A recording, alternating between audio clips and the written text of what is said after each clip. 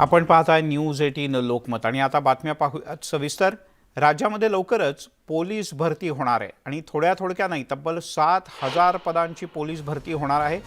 Constable पदासाठी एकाच वेळेला ही भरती असेल। न्यूज 18 लोकमतला सूत्रांनी माहिती दिली आहे।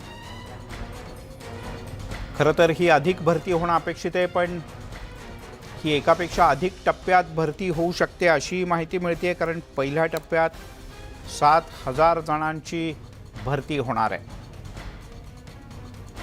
गेल्या काही काळापासून राज्यात प्रशासकीय भरती प्रक्रिया, त्यातही पोलिसांची भरती प्रक्रिया पूर्णपणे थांबली होती। यापूर्वी विनोद राठोड आपले प्रतिनिधी आपल्यासोबत जोडले गेलेत। विनोद, नक्कीच महाविकास आघाडी सरकारचा हा एक मोठा निर्णय मानला जाईल, कारण 7,000 पोलीस कॉन्स्टेबलची भरती महाविकास आघाडी सरकार करणार आहे अशी माहिती गृह मंत्रालयाच्या सूत्रांकडून मिळाली आहे। तर गृह मंत्रालय लवकरच याबाबतची अधिसूचना काढणार आहेत।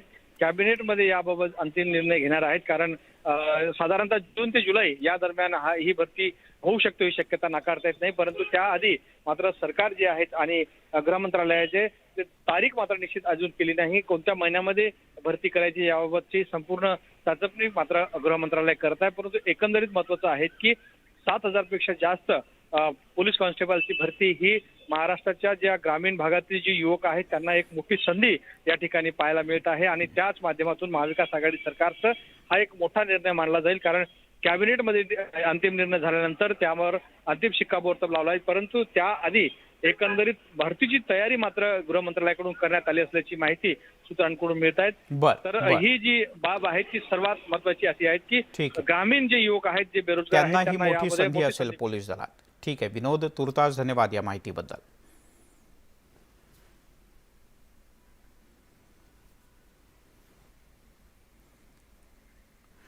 तिकडे ओबीसी आरक्षणाच्या मुद्द्यावर राज्य सरकारवर टीकेची झोड उठवली जाते।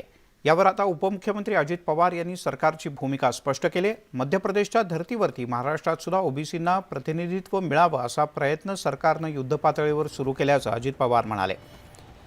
त्यानुसार कामाला सुरुवात झाली आहे। चंद्रशेखर बावनकुळे यांना उत्तर देताना अजित पवार यांनी ओबीसी समाजाची दिशाभूल केली जात असल्याचाही आरोप विरोधकांवर केला।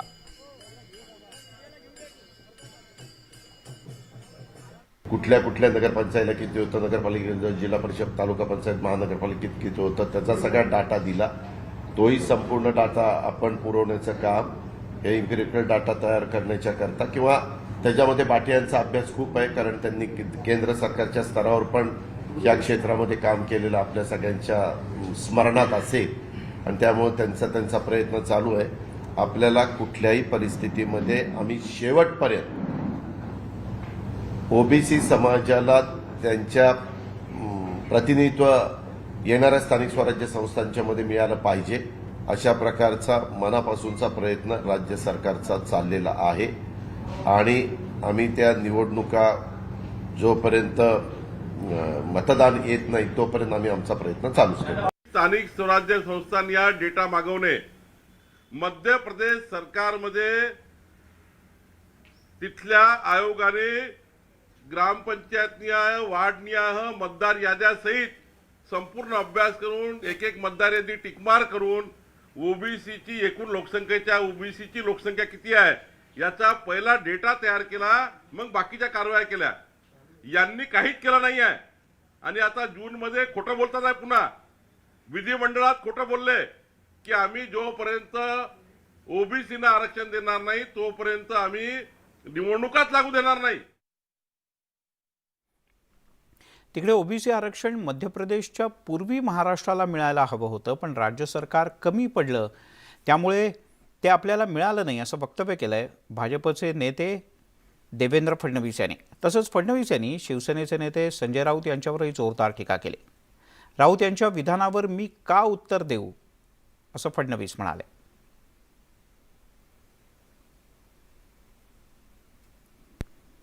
महाराष्ट्राला आधी न्याय मिळू शकला असता, कारण जे मध्य प्रदेशने केलं ते करा म्हणून 2 वर्ष आम्ही महाराष्ट्राला सांगतोय, पण केवळ टाइमपास केला। कमिशन तयार केलं, त्याला पैसे दिले नाहीत। कमिशनने स्वतः सांगितलं आम्हाला 1 पैसा दिला नाही, आम्हाला स्टाफ दिला नाही। त्यामुळे जो रिपोर्ट 6 महिन्यामध्ये मध्य प्रदेशने तयार केला, 2 वर्ष आपण तो रिपोर्ट तयार करू शकलो नाही. कोर्टाने कालही हेच सांगितलं की महाराष्ट्रासहित ज्या ज्या राज्यांमध्ये प्रॉब्लेम आहे त्यांनी रिपोर्ट तयार करावा आणि ओबीसीचं आरक्षण द्यावं. ब्रिजभूषण हे लढवई आहेत, त्यांना मी चांगलं ओळखतो असं संजय राऊत म्हणतात. राज ठाकरेंच्या विरोधाला जो विरोध होतोय त्याला शिवसेना पाठिंबा देते असं असं वाटतंय. आहे. पुन्हा मी तुम्हाला सांगतो, संजय राऊत कोणी महत्त्वाचे आहेत का? तुमच्याकडे काही स्वतःचे प्रश्न असतील तर मला विचारा. संजय राऊतांच्या प्रश्नावर मी उत्तर का देऊ? ते कोण आहेत एवढे मोठे?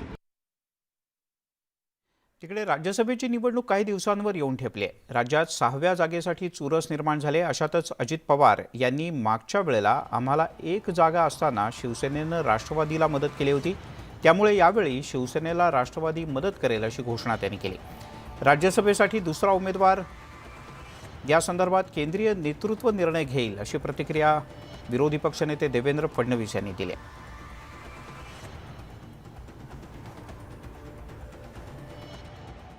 मागच्या वेळेस निवडणुकीमध्ये आम्हाला 1 जागा असताना पण पवारसाहेबांच्या शब्दाखातर उद्धव ठाकरे साहेबांनी मनाचा मोठेपणा दाखवलेला होता आणि त्यांचा कोटा आम्हाला द्यायचं कबूल केलेलं होतं, शिल्लक कोटा.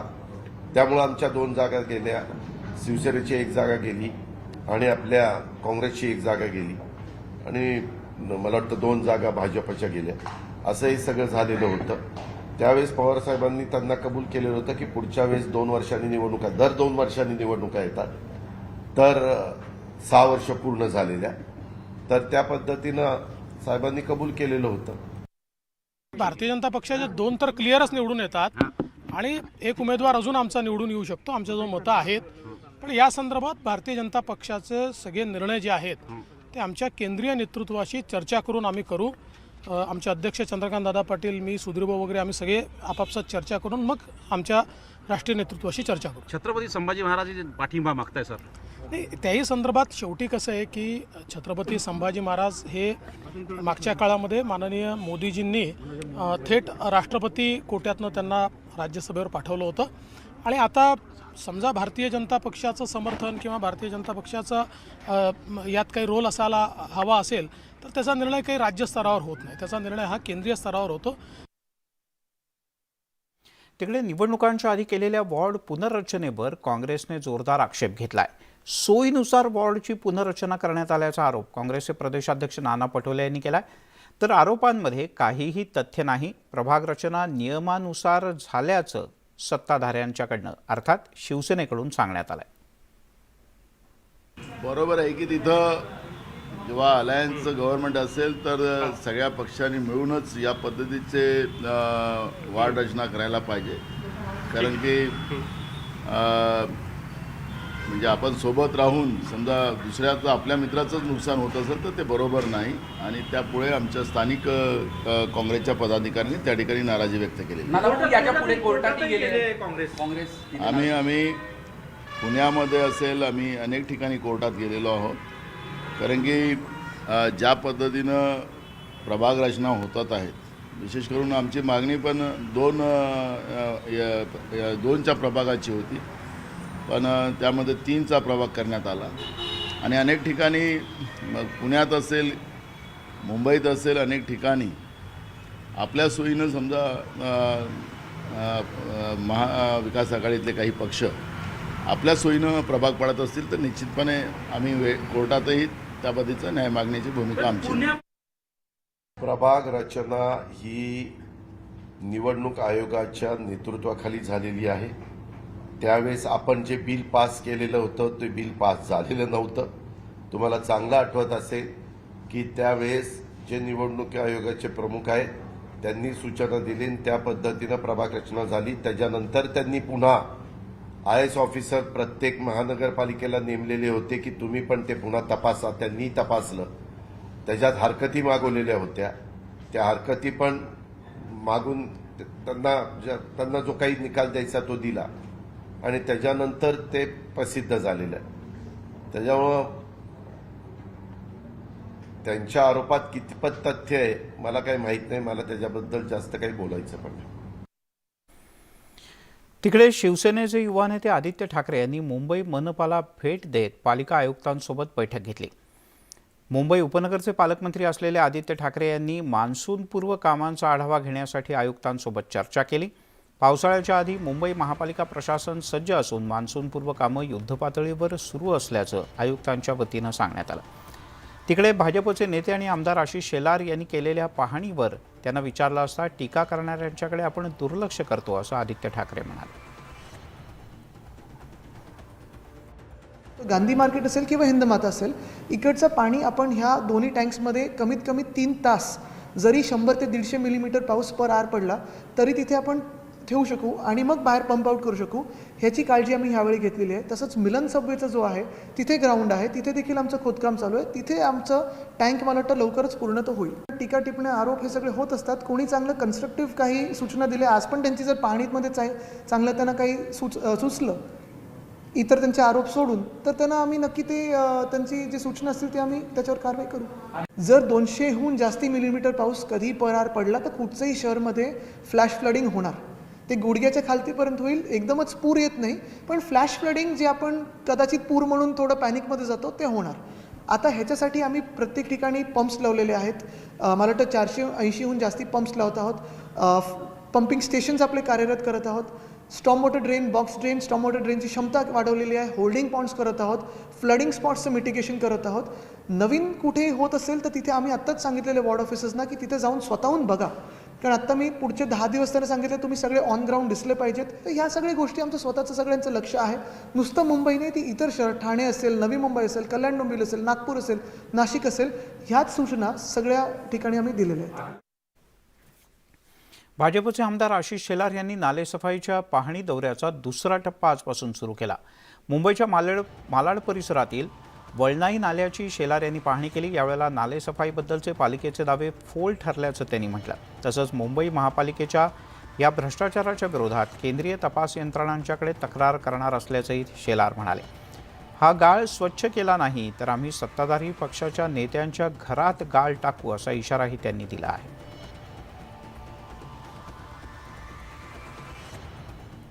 भारतीय जनता पक्षाचा थेट आरोप आहे,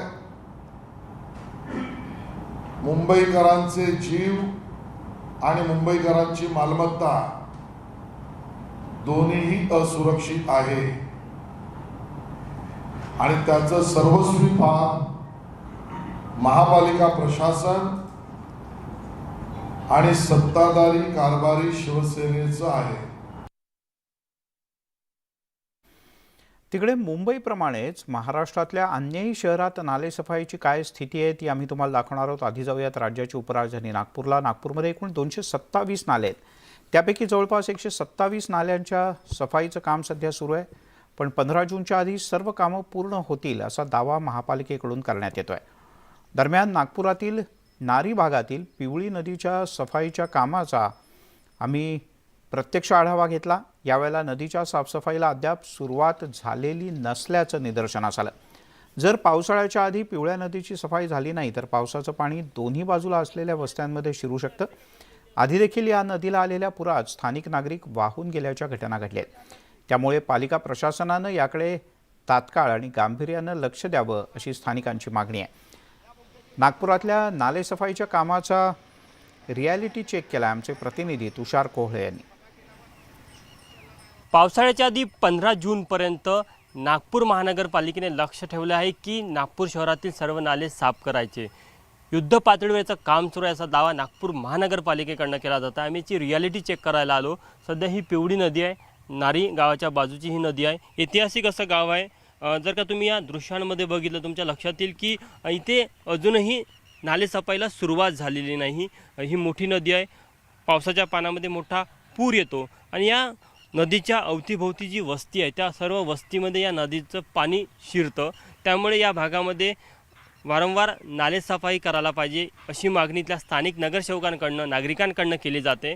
मात्र शहरातील जे काही वेगवेगळे नाले आहे तिथे काम सुरू असल्याचा दावा नागपूर महानगरपालिकेने केलेला आहे. नागपूर महानगरपालिकेच्या आयुक्तांनी जी माहिती दिली त्यानुसार नागपूर शहरात जवळपास 227 नाले आहेत. त्यापैकी 127 नाल्यांचं जवळपास काम सुरू आहे आणि 100 नाल्यांवर काम होणं बाकी आहे. पिवळी नदीची जेव्हा आम्ही पाहणी करायला आलो तेव्हा या दृश्यांमधनं असं दिसतं की अजून तरी इथे नालेसफाईला सुरुवात झालेली नाही. विशेष करून जुलै आणि ऑगस्ट महिन्यामध्ये जो मुसळधार पाऊस नागपूर शहरामध्ये कोसळतो त्यानंतर जो महापूर येतो त्यामुळे नारी भाग असेल, कपिलनगर भाग असेल, चांभार नाला असेल, या सर्व भागातला जे पाणी ओव्हरफ्लो होतो आणि नंतर नागरिकांच्या घरामध्ये शिरतं. वारंवार नागरिकांच्या तक्रारी असतात. असं असताना आता सध्याच्या परिस्थितीमध्ये पालिकेचा दावा जरी असला तरीही मात्र हे दृश्य आपल्याला पाहायला मिळत आहे. इथले स्थानिक नगरसेवक आहे मनोज सांगोळे, त्यांना विचारूया की नेमकं काय चित्र आहे आणि नागपूर महानगरपालिकेने त्यांच्या भागामध्ये नालेसफाईला सुरुवात केली आहे का. नागपूर महानगरपालिका म्हणते की सध्याच्या परिस्थितीला 227 पैकी 127 नालेसफाईचं काम सुरू आहे. तुमच्या भागामध्ये नालेसफाई झाली आहे का आणि पिवळे नदीमध्ये अजून तरी दिसत नाही तसं चित्र? सर्वप्रथम तर तुमच्या धन्यवाद तुमच्या TV चॅनलच्या की आमच्या परिसरातील जे दुःखी जनता आहे, ज्यांच्या घरात पाणी दरवेळेस जाते, त्यांच्या तुम्ही प्रॉब्लेम शासन आणि प्रशासन यांना दोनही लोकांना दाखवत आहे. आता तुम्ही प्रत्यक्ष पाणी करूनच राहिल्या. गेल्या 2 महिन्यापासून यांना नाला सफा करण्याकरता 200 नंबरच्या पोकलँड मागून राहिलो, परंतु दिलेलं नाही. आता जर जास्तीचे पाणी आलं आणि लोकांच्या घरात संपत्तीचं नुकसान, गाई म्हशीचं किंवा जित्रबाचं नुकसान होईल तर याला जबाबदार कोण राहणार आहे? प्रशासन किंवा इथे कारवाई करायला याची चिंता वाटते आम्हाला. व्हिडिओ विलास खडसेसह तुषार कोळे, न्यूज 18 लोकमत, नागपूर. आता जाऊयात कोल्हापुरात, कारण पावसाळा तोंडावर आला तरी कोल्हापूरमधील नालेसफाईचा प्रश्न खरंच किती मार्गी लागला आहे हे पाहण्याचा आम्ही प्रयत्न केला.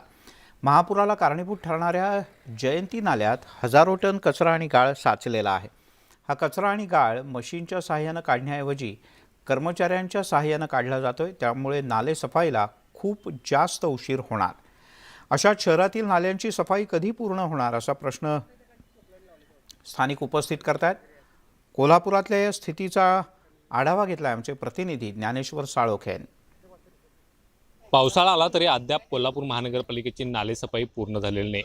मी सध्या जयंती नाल्यावरती उभा आहे आणि या ठिकाणी पाहायला गेलं तर मोठ्या प्रमाणात या जयंती नाल्यामध्ये कचऱ्यांचा खच आहे तो साचल्याचं या ठिकाणी पाहायला मिळतात. मोठ्या प्रमाणात आहे ते प्लॅस्टिक कचरा आहे तो या नाल्यामध्ये अडकला आहे आणि ही साफसफाई करण्याचं काम खरं तर युद्धपातळीवरती महानगरपालिकेनं हाती घ्यायला पाहिजे होतं. मात्र या ठिकाणी पाहायला गेलं तर माणसांच्या साहाय्याने हा कचरा काढला जातोय आणि दररोज कितीतरी टन कचरा या नाल्यामध्ये साचून राहतो. मात्र माणसांच्या साहाय्याने हा कचरा काढून असा कितपत नालेसफाई होणार हा एक प्रश्न या ठिकाणी या निमित्तानं उभा राहतो. तर दुसऱ्या बाजूला महानगरपालिकेकडून 1000 टनहून अधिक गाळ आहे तो नाल्यांच्या मधला काढल्याचा आहे तो दावा केला जातो. मात्र दुसऱ्या बाजूला पाहायला गेलं तर हे वास्तवसुद्धा या ठिकाणी आपल्याला पाहायला मिळते. खरं तर हा नाला आहे ते कोल्हापूरच्या महापुराला इफेक्ट करणार आहे, कारण याच नाल्याच्या माध्यमातून ते पंचगंगा नदीचं बॅकवॉटर आहे तो शहरामध्ये शिरतं आणि त्यामुळे प्रामुख्याने या नाल्याची साफसफाई करण्याची गरज आहे ती या ठिकाणी व्यक्त केली जाते. मात्र एकूणच पाहायला गेलं तर या ठिकाणी अगदी पंचगंगा नदीच्या जवळचा हा नाला आहे आणि जर असाच पाऊस अचानकपणे आला आणि नाला असाच राहिला तर हा सगळा कचरा आहे तो नदीमध्ये वाहून जाणार आणि त्यामुळे नदीच्या प्रदूषणामध्ये सुद्धा या ठिकाणी वाढ होण्याची शक्यता आहे ती नाकारता येत नाही.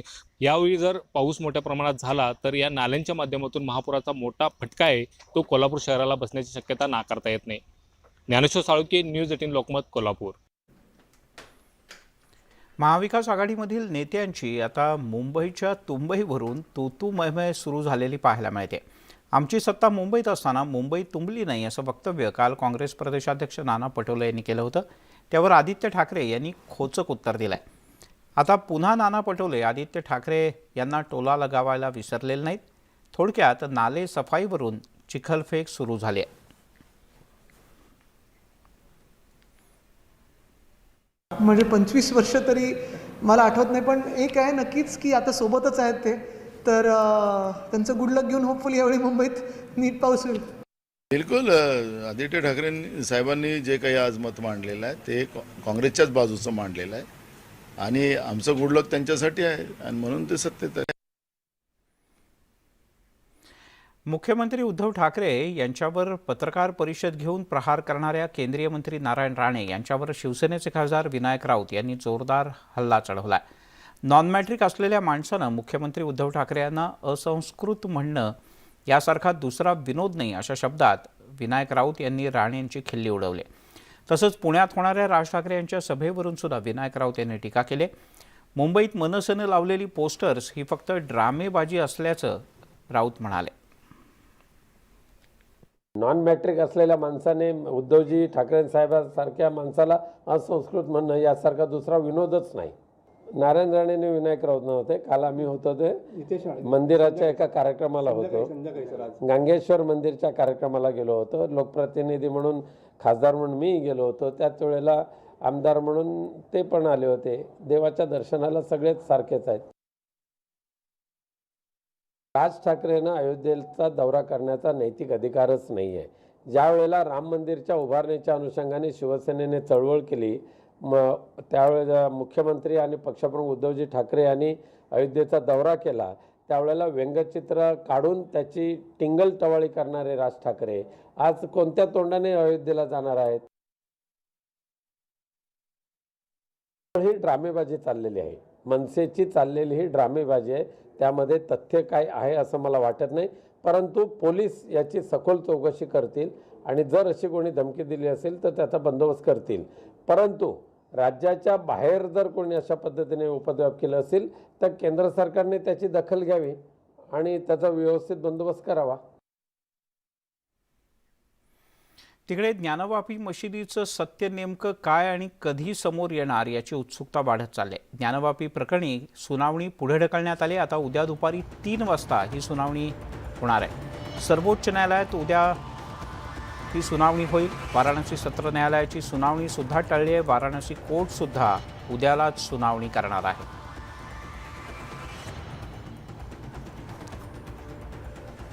तिथे ज्ञानवापी प्रकरणी वाराणसीच्या न्यायालयामध्ये कोर्ट कमिशनरनं आपला अहवाल सादर केला. या अहवालावर आज वाराणसीच्या न्यायालयात सुनावणी होणं अपेक्षित होतं.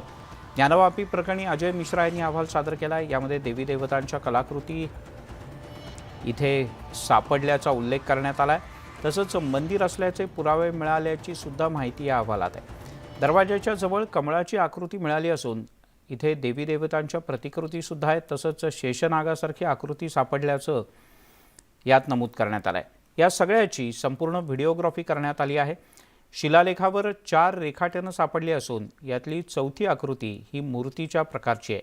त्यावर कुंकू लावलेलं सुद्धा पाहायला मिळालं.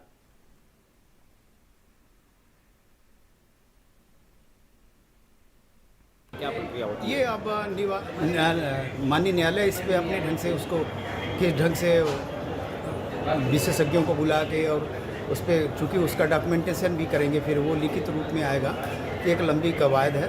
ये माननीय न्यायालय का पर निर्भर करता है वो कैसे करते हैं. इसके लिए टाइम लगेगा काफ़ी. जी, अवधि लगनी है, इतना आसान नहीं है. तो उसके लिए टाइम मिलेगा अभी यहाँ पे बताया जाएगा कि नहीं, आज तो हम लोग अपने कई प्रार्थना पत्र दिए, आज के अवधि हमें प्राप्त हुई है, तो माननीय न्यायालय अपने ढंग से उसको करेगा. कमीशन रिपोर्ट की भारी गहमागहमी रही. 4:30 बजे कल अजय मिश्रा जो रिपोर्ट 2 दिन का उन्होंने सबमिट किया. आज जो है 10:30 बजे विशाल सिंह और जय प्रताप सिंह ने अपनी डिटेल जो 3 दिन की थी, जिसमें अंदर जो अंडरग्राउंड जो ये फर्स्ट फ्लोर हम लोग जिसको ग्राउंड फ्लोर बोलते हैं, उसकी बाबत और अंदर जो चीजें उन्होंने 3 दिन देखी, उसकी विशाल एकदम एग्जॉस्टिव और बहुत डिटेल सर्वे कमीशन रिपोर्ट उन्होंने सबमिट किया. उसके साथ उन्होंने चिप्स दाखिल किया जिसमें फोटोग्राफ्स हैं, जिसमें वीडियोग्राफी है, और वो सब चीजें कोर्ट ने 3 बक्से में सील करवा दिया है. अब उसकी कॉपी जो है विपक्षी के अधिवक्तागण को मुहैया कराई जाएगी. जब उनको कॉपी मिल जाएगी तब वो उस पर जो है कोर्ट उसकी ग्राह्यता और उसकी आपत्ति इन्वाइट करेगी. तब कोर्ट उसकी ग्राह्यता पे बहस सुनेगी और वो कमीशन रिपोर्ट डैश उसको एविडेंस के तौर पे लिया जाए कि न लिया जाए, उस पर फाइनल आदेश सुनाएगी. वळूयात पुढच्या बातमीकडे. पंजाबमधले काँग्रेसचे नेते नवजोत सिंग सिद्धू यांच्या अडचणी वाढलेत, कारण त्यांना 1 वर्षाची तुरुंगवासाची शिक्षा सुनावण्यात आली. 1988 मध्ये रोडरेज प्रकरणी नवजोत सिंग सिद्धूला सर्वोच्च न्यायालयानं 1 वर्षाची ही शिक्षा सुनावली. पटियाला इथं 1988 मध्ये नवजोत सिंग सिद्धू यांच्याबरोबर एका व्यक्तीचा पार्किंगवरून वाद झाला. दोघांमध्ये आधी वादविवाद आणि नंतर भांडण झालं, ज्यामध्ये एका वृद्धाचा मारहाणीत मृत्यू झाला. यापूर्वी या प्रकरणी सर्वोच्च न्यायालयानं सिद्धूला 50,000 रुपयांचा दंड ठोठावून त्यांची सुटका केली होती. त्या विरोधात पीडित पक्षानं पुनर्विचार याचिका दाखल केली. त्यावर आज कोर्टानं त्यांना 1 वर्षाच्या तुरुंगवासाची शिक्षा सुनावली आहे. हे सगळं प्रकरण आहे 27 डिसेंबर 1988चं. सिद्धूचं पार्किंगवरून एका व्यक्तीसोबत जोरदार भांडण झालं. ही व्यक्ती 65 वर्षीय होती आणि त्यांचं नाव होतं गुरुनाम सिंह. यांच्याबरोबरचा वादविवाद हाणामारीपर्यंत पोहोचला, ज्यात सिंग यांचा मृत्यू झाला. हृदयविकाराच्या झटक्यानं त्यांचा मृत्यू झाल्याची माहिती नोंद आहे. कोतवाली पोलीस स्टेशनमध्ये सदोष मनुष्यवधाचा गुन्हा दाखल करण्यात आला. सत्र न्यायालयात खटला चालला. 1999 मध्ये न्यायालयानं खटला फेटाळला. 2002 मध्ये पंजाब सरकारनं सिद्धूच्या विरोधात उच्च न्यायालयात अपील केलं. डिसेंबर 2006 मध्ये उच्च न्यायालयाकडून 3 वर्षांची शिक्षा आणि 1 लाख रुपयांचा दंड ठोठावण्यात आला. सिद्धूकडून लोकसभेचा राजीनामा याच मुद्द्यावर देण्यात आला. पुढे उच्च न्यायालयाच्या निर्णयाला आव्हान देत भाजपचे दिवंगत नेते अरुण जेटली यांनी खटला लढवला. सर्वोच्च न्यायालयाकडून उच्च न्यायालयाच्या निर्णयाला स्थगिती देण्यात आली. 19 मे 2022 रोजी सर्वोच्च न्यायालयाकडून आता नव्यानं 1 वर्षाचा तुरुंगवास ठोठावण्यात आला आहे. बुलेटिनमध्ये घेऊयात एक छोटासा ब्रेक, लगेचच परत येतोय.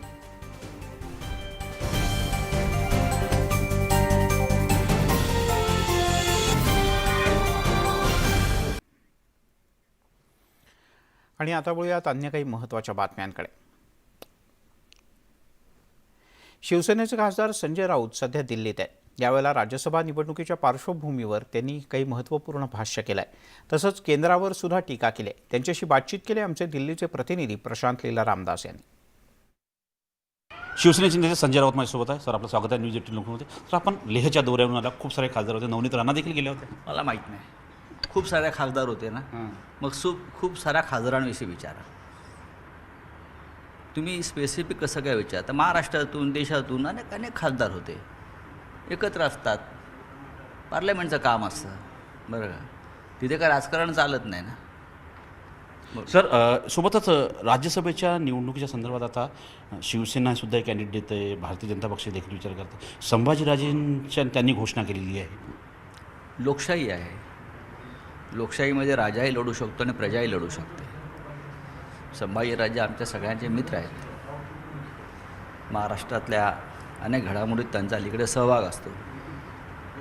राष्ट्रपतींचे सदस्य म्हणून त्यांनी राज्यसभेवरती काम केलं आहे. त्याच्यामुळे त्यांना जर निवडणूक लढायची असेल अपक्ष, तर ही त्यांनी घोषणा केलेली आहे आणि आमच्या सगळ्यांच्या त्यांना सद्भावना आहेत.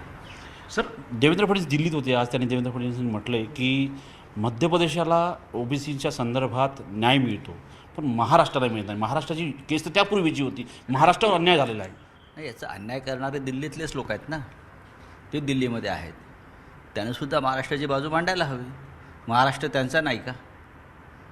त्यांचाही तितकाच महाराष्ट्र आहे. पण शेवटी मध्य प्रदेशला एक न्याय आणि महाराष्ट्राला वेगळा न्याय.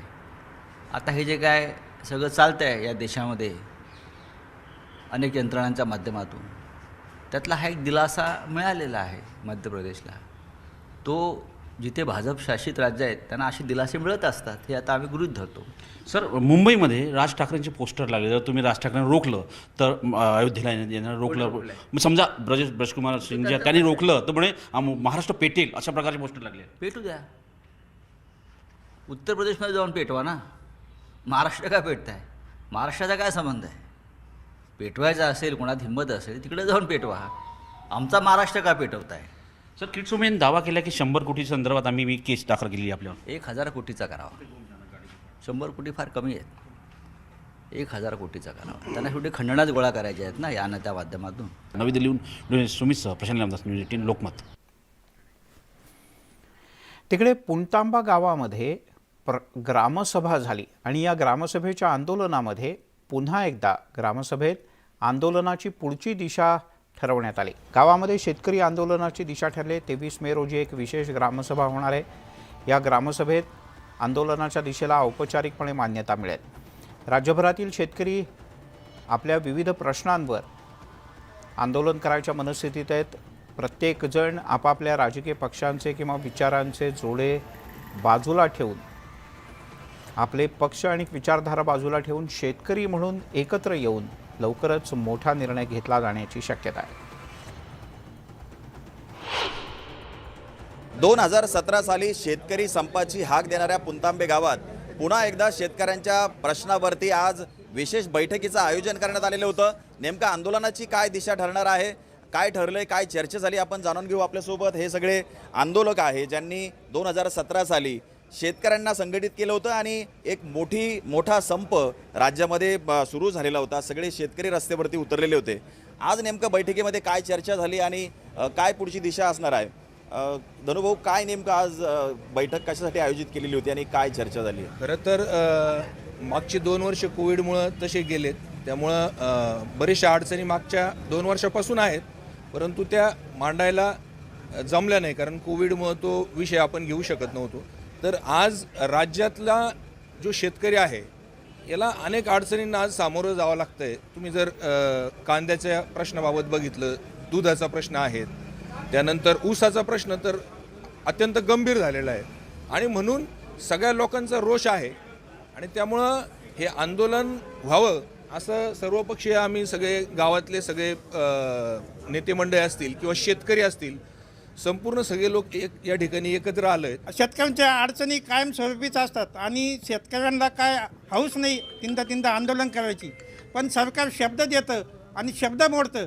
त्याच्यामुळं हे आंदोलन पुन्हा करण्याची गरज शेतकऱ्यांना या ठिकाणी झालेली आहे. आता सगळ्यात मोठा प्रश्न ऊसाचा आहे. शेतकरी ऊस पेटून देत आहेत, ऊसाचं काही खत होत नाही आणि तो पेटवल्याशिवाय तोडल्याशिवाय पुढचं पीक निघत नाही. ती नुकसान शेतकऱ्याला सहन करावं लागणार आहे. त्याच्यामुळं ऊसाच्या बाबतीत सरकार आणि केंद्र काय निर्णय घेतं, कांद्याच्या बाबतीत तुम्ही भाव कायमचा ठरवून द्या. नापेडची खरेदी असेल त्याच्यावरची निर्यात उठवा आणि कांदा शेतकऱ्याला मन मोकळेपणाने विकून द्या. सरकारचे शेतकऱ्याबद्दलचे धोरणं हे सरकार कुठंतरी अपयशी ठरते, कारण आयात निर्यात धोरण जे आहे दरवेळेस बदलत राहतं.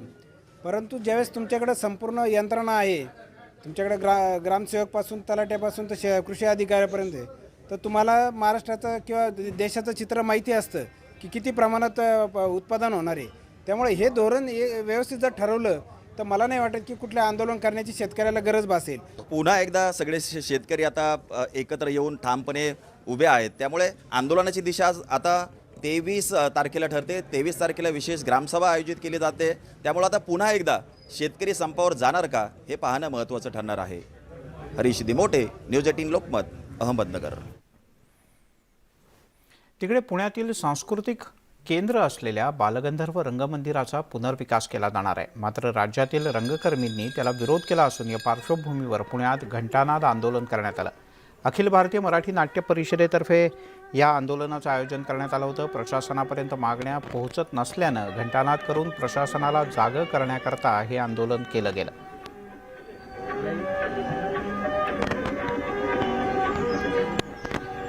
काय करायचं?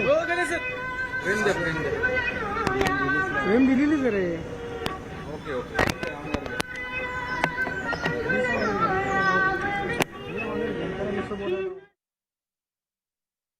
पुण्यातील बालगंधर्व रंगमंदिर वाचवण्यासाठीचा लढा तीव्र होताना दिसतो आहे आणि आपण बघतोय की याच परिसरामध्ये आज अखिल भारतीय मराठी नाट्य परिषदेतर्फे एक आंदोलन पुकारण्यात आलं आहे. घंटानाद आंदोलन आहे. खरं तर आंदोलन मागचं जो उद्देश आहे की तुमचा आवाज प्रशासनापर्यंत पोहोचला पाहिजे.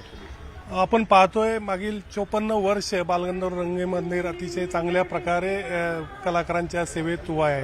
बालगंधर्व रंगमंदिराच्या कुठल्याही पुनर्विकासाची गरज नाही. थोडी डागडुजी केली तरी थिएटर अद्ययावत आहे. आमचं एकच मत आहे की बाकीचे थिएटर्स आधी व्यवस्थित तुम्ही चालू करा. आधी सांगून झालेलं आहे. याआधी सुद्धा बऱ्याच वेळा असे आंदोलन करण्याची वेळ आलेली आहे. त्यावेळी प्रशासनाने दखल घेतली. आता हा निकारीचा लढा म्हणायचा का काय थेट इच्छा? नाही, निश्चित. कारण आता ज्या प्रकारे प्रशासन तयारी करतंय आणि ज्या प्रकारे त्यांची तयारी चालू आहे की काही करून बालगंधर्व पाडायचं आणि नवीन करायचं, तर आम्ही हे होऊन देणार नाहीये. आज आमचे शो चालू आहेत आणि चालू असताना गेली 2 वर्ष बंद असताना आता कुठेतरी नाटक लावण्याचे कार्यक्रम चालू झाले आहेत आणि आता अचानक तुम्ही पाडल्यानंतर कलाकार हे होणार आहे. कुठलंही नियोजन नाहीये आणि पुढील 10 वर्षाची तयार होणार नाही आम्हाला खात्री आहे. त्यामुळे महत्वाचा मुद्दा तुम्ही उपस्थित केला. परंतु कलाकारांसाठी हा किती मोठा धक्का म्हणतो? खूप मोठा धक्का आहे. कारण आतापर्यंत कलाकारांसाठी हे माहेर असं समजूयात आपण. बालगंधर्व आहे पण जर का आत्ता काहीच कारण नसताना बालगंधर्व पाडलं तर कलाकारांनी जायचंही कुठे? आणि पर्यायी व्यवस्था नाही आतापर्यंत पुण्यामध्ये, कुठलीही पर्यायी व्यवस्था नाही. यशवंतराव चव्हाणला सुद्धा तिथे काही डागडुजी चालू आहे, नाट्यगृह बांधणं चालू आहे, पण गेली कित्येक वर्ष ते नाटकाचं कामच चालू आहे. अजून नाट्यगृह तयार झालेलं नाहीये आणि दुसरं कुठलंच नाहीये मध्यवर्ती ठिकाणी असं कुठलंच नाट्यगृह मुळात कलाकारांवर ही वेळ यावी हेच दुर्दैव म्हणायचं आहे. नक्कीच दुर्दैव आहे. इतक्या वर्ष आम्ही पिढ्यानपिढ्या चालत आले. आमच्या वरिष्ठ कलाकारांनी इथं त्यांची सेवा रुजू केली, आम्ही करतो आहोत, हे चालू राहिलं पाहिजे. खरं तर महिला कलाकारही मोठ्या प्रमाणात. काय सांगाल, काय तुमच्या याच्यासोबतच्या भावना जोडलेल्या आहेत? खूप साऱ्या भावना आहेत आमच्या बालगंधर्वशी, आणि बालगंधर्व हे आमचं माहेरघर आहे. आम्ही जेव्हा लावणी सादर करतो तेव्हा आम्ही माहेरघरच सादर करतो, आणि तेच जर आमच्याकडनं हिरावून घेत असेल तर आम्ही सादरीकरण कुठे करायचं? नाही, खरं तर हे आमचं कलाकारांचं घरच आहे, आणि ह्या घराशिवाय आम्हाला बेघर करणं हे खरं तर अयोग्य आहे. आणि आम्ही बघतोय इतके वर्ष, आज आम्ही बघतोय की बालगंधर्वासारख्या ठिकाणी दुसरं कुठलंच असं थिएटर नाही की जिथं प्रयोग आमचे आहेत किंवा काय, पण आम्हाला बालगंधर्वात आलं की आमचं माहेरघर वाटतं. हे मात्र अगदी त्या मुलीने सांगितलं त्याच पद्धतीने आहे. भावना ज्या आहेत त्या तीव्र आहेत आणि राज्यभरातील रंगकर्मी असतील, कलाकार असतील, लावणी कलावंत असतील, या सगळे हे आंदोलनात सहभागी झालेले आहेत. आणि या सगळ्याचा दखल आता महानगरपालिका प्रशासन किंवा राज्य सरकार कसं घेते हे बघावं लागेल. प्रतिनिधी गणेश कदमसह गोविंद वाकडे, न्यूज 18 लोकमत, पुणे. यासोबतच संध्याकाळच्या बातम्यांमध्ये घेऊयात एक छोटासा ब्रेक. सर्व प्रकारच्या ताज्या अपडेट्ससाठी news18lokmat.com या आमच्या वेबसाईटला लॉग ऑन करा. फेसबुक, ट्विटरवर आम्हाला फॉलो करा. आमच्या यूट्यूब चॅनलला सबस्क्राईब करा.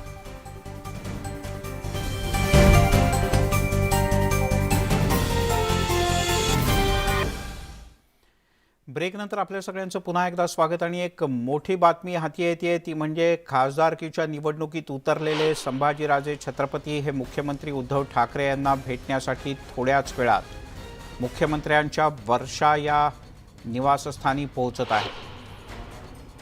राज्यसभेची निवडणूक जाहीर झाली आहे. 10 तारखेला ही निवडणूक होती आणि त्या पार्श्वभूमीवर राज्यात संभाजीराजे छत्रपती यांनी अपक्ष म्हणून आपण उमेदवारी अर्ज दाखल करणार असल्याचं जाहीर केलं आहे. काही जणांनी त्यांच्या अर्जावर अनुमोदक म्हणून स्वाक्षरी करायला सहमतीसुद्धा दिली आहे. दरम्यान विविध राजकीय पक्ष आता आपापली अतिरिक्त मतं आणि आकडेमोड करायला लागलेले आहेत. आणि त्याच पार्श्वभूमीवर खरं तर काल शिवसेनेच्या वतीनं असं सांगण्यात आलं होतं की 6वा उमेदवार हा शिवसेनेचा असेल, आणि संजय राऊत यांनी म्हटलं होतं की आकडेही आमच्याकडे आहेत आणि मोडही आमच्याकडे आहे, त्यामुळे उमेदवार आमचाच असणार.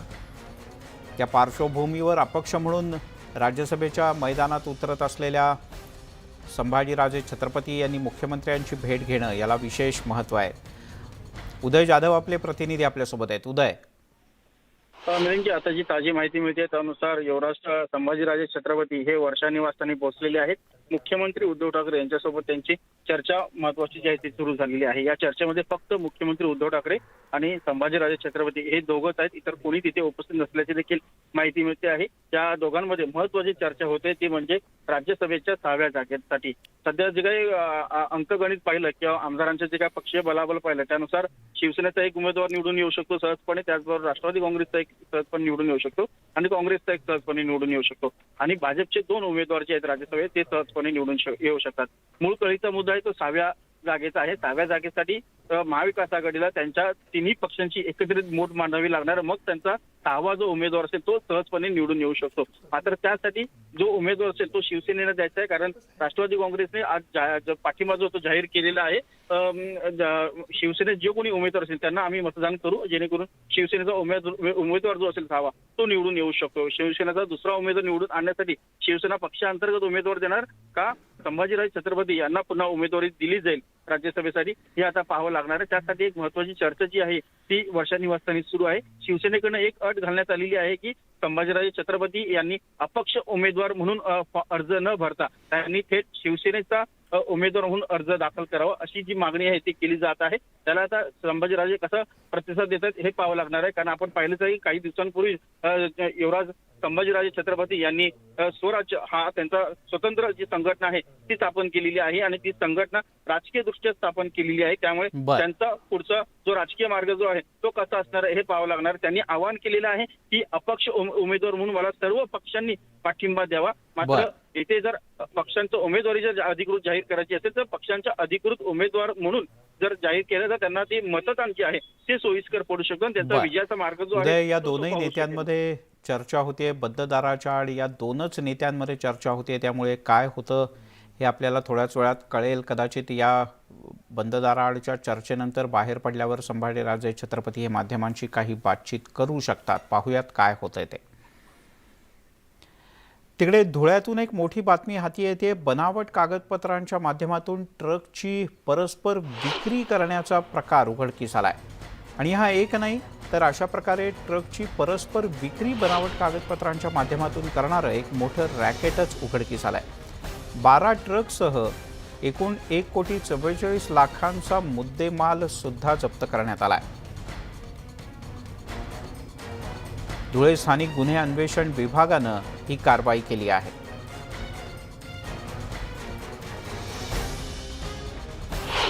आता आपल्याला RTOकडूनच रिपोर्ट प्राप्त झाला आहे की या गाड्यांच्या इंजिन नंबरमध्ये फेरफार झालेला आहे. मग ज्यावेळेस गाड्यांचं रजिस्ट्रेशन झालं त्यावेळेस ते कोणी केलं, त्यांनी काय कागदपत्र बघितले होते, मग ते धुळ्यात झालं का बाकी आणखी दुसऱ्या बाहेरच्या RTOकडे झालं, त्याबाबत संपूर्ण चौकशी केली जाईल आणि त्याच्यात जर कुठल्या अधिकाऱ्याचा सहभाग आढळला तर त्याच्यावर देखील कारवाई केली जाईल.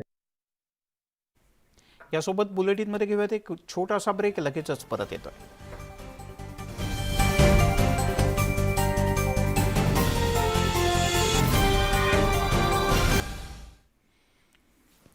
आपण पाहताय न्यूज 18 लोकमत.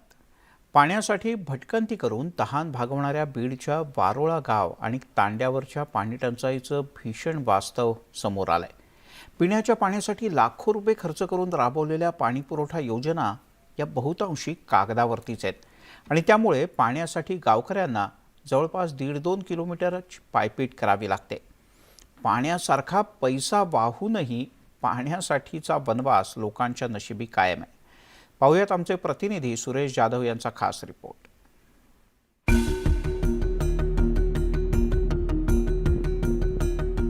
बीडच्या माजलगाव तालुक्यातल्या वारोळा गावात आजही वयोवृद्धांची पाण्यासाठी ही अशी पायपीट सुरू आहे. गावात पाणी पुरवठ्यासाठी 3 विहिरी आहेत, पण यातील पाणी हे गावकऱ्यांना मिळतच नसल्याची गावकऱ्यांची तक्रार आहे. एक वेळ भाकरी नसेल तरी चालेल, पण पाणी तरी मिळालं पाहिजे अशी आर्त मागणी इथल्या गावकऱ्यांनी केली आहे. बैलगाडीत काही, डोक्यावर काही, कॅन्डीनं काही, मोटरसायकलवर काही, प्यायचं बी धुवायचं बी गावातून आणावं लागतं वारोळ्यावर. काही योजना नाही का आल्या इकडं? नाही आला आम्हाला योजना अजिबात. काय अडचण दुसरे पावली पाण्याची, दुसरी अडचण कशाची, पाण्याचीच अडचण, बाकी आम्हाला अडचण पाण्याची. दुसरी अडचण आम्हाला काही नाही. भाकर नसली पण पाणीच नाही. आता पाणी सकाळी बघ नाही ते नाही म्हणून आता आणलं पाणी. सकाळी गेलो तर लाईन बंद पडली, काय करावं. गावकऱ्यांना पाण्यासाठी दररोज 2 किलोमीटर पायपीट करावी लागते. पाणी पुरवठा योजनेचे पैसे तर आले, मात्र आमच्या गावात पाणी काही आलंच नाही अशी गावकऱ्यांची तक्रार आहे. गेलं नाही 2 किलोमीटर जावं लागतं. कॅनलच्या खाली आम्हाला पाणी आणावं लागतं. इथं काय नळाची व्यवस्था नाही, काय नाही इथं बी. आणि पुढं गेलं तंड्यात तरी 1 किलोमीटर जावं लागतं, पाणी आणावं लागतंय. आम्हाला पाण्याची काही योजनाच नाही, काय नाही, सोयीसुविधा काही नाही. पाणी आणलं लागतं लांबून, चलत नाही. पाण्याची परेशानी सगळी आण लागतं डोक्यात हंडी बी. गावातील जुन्या योजनेसाठी 90 लाख खर्च झाले, पण पाणी आलं नाही. 68 लाख खर्चून नव्या योजनेचं सुरू झालेलं हे काम निकृष्ट दर्जाचं असल्याचा गावकऱ्यांचा आणि सामाजिक कार्यकर्त्यांचा आरोप आहे. पर्यंत या ज्या जल जीवन मिशन अंतर्गत आता जो बजेट आलाय 68,21,000 रुपये, तर या कामांचा जो निधी तो 2 तांड्यावर अंतर्गत केलेला आहे. जोड तांडा, आश्रमशाळा तांडा या अंतर्गत जो निधी आलेला आहे तो पूर्णपणे बोगस केलेला आहे. याच्यामध्ये काम कुठंही चांगलं केलेलं नाही आहे. आणि आमची एवढीच मागणी आहे की जो कोणी गुत्तेदार असेल यांना आमची एवढी हात जोडून विनंती आहे की तुम्ही फक्त बोगसपणे काम करून बिल उचलून घेऊ नका. गावातील विहिरींमध्ये पाणी उपलब्ध असताना विहिरीतील पाणी सरपंच आणि त्यांचे नातेवाईक त्यांच्या शेतीसाठी वापरत असल्याचा आरोप गावकऱ्यांनी केलाय. या संदर्भात सरपंचांना विचारलं असता त्यांनी प्रतिक्रिया देणं टाळलंय.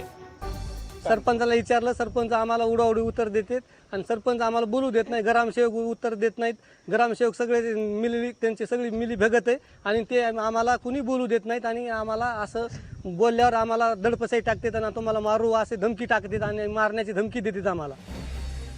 वारोळा गावातील पाणी पुरवठा योजनेसंदर्भात चुकीच्या पद्धतीनं काम सुरू असेल तर योग्य ती कारवाई केली जाईल असं जिल्हा परिषदेच्या मुख्य कार्यकारी अधिकाऱ्यांनी सांगितलं.